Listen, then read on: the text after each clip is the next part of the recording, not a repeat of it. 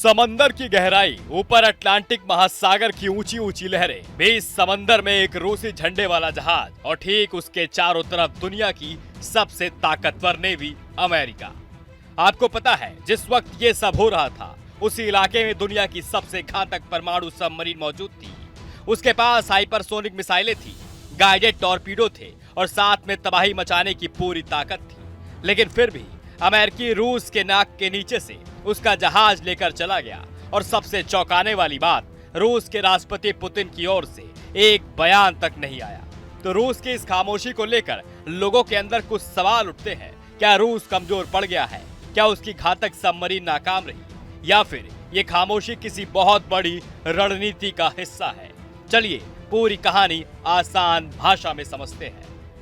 ये जो मामला है ये अटलांटिक महासागर का है, जहां अमेरिकी नेवी और कोस्ट गार्ड ने रूसी झंडे वाले जहाज मारिनीरा को अपने कब्जे में ले लिया। मारिनीरा कोई युद्धपोत नहीं था, बल्कि ये एक कार्गो जहाज था, यानी तेल ढोने वाले सिविल जहाज। और अमेरिका का आरोप है कि ये जहाज वेनेजुएला से तेल ले जा रहा था और उसने अमेरिकी प्रतिबंधों का उल्लंघन भी किया था। इस जहाज पर कुल 28 लोग सवार थे, जिसमें 17 यूक्रेनी, 6 जॉर्जिया, 3 भारतीय और 2 रूसी नागरिक शामिल थे। यानी मामला सिर्फ जहाज का नहीं था, इंसानी जानें भी दांव पर थी। लेकिन अब सबसे बड़ा सवाल, जब रूस की परमाणु सबमरीन मौजूद थी तो उसने अपनी जहाज को बचाया क्यों नहीं? उसके पास तो वो ताकत थी कि एक झटके में अमेरिकी जहाज को तबाह कर दे। लेकिन पूरी घटना के दौरान वो सबमरीन एक मूर्ख दर्शक बनी रही। ना ही टॉर्पीडो दागा गया और ना ही मिसाइल चली। पर आखिर क्यों? असल वजह है युद्ध का खतरा। डिफेंस एक्सपर्ट साफ कहते हैं कि मारिनेरा एक मर्चेंट वेसल था, कोई वॉरशिप नहीं। और अंतरराष्ट्रीय कानून के मुताबिक अगर कोई देश किसी सिविल जहाज को रोकता है तो उसे लॉ इन्फोर्समेंट या फिर पुलिस एक्शन माना जाता है। लेकिन अगर रूसी सबमरीन अमेरिकी जहाज पर टॉर्पीडो दाग देती तो ये सीधा सीधा एक्ट ऑफ वॉर होता।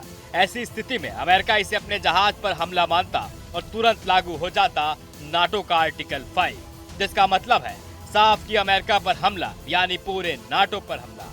और उसके बाद दुनिया सीधे परमाणु युद्ध की ओर बढ़ जाती।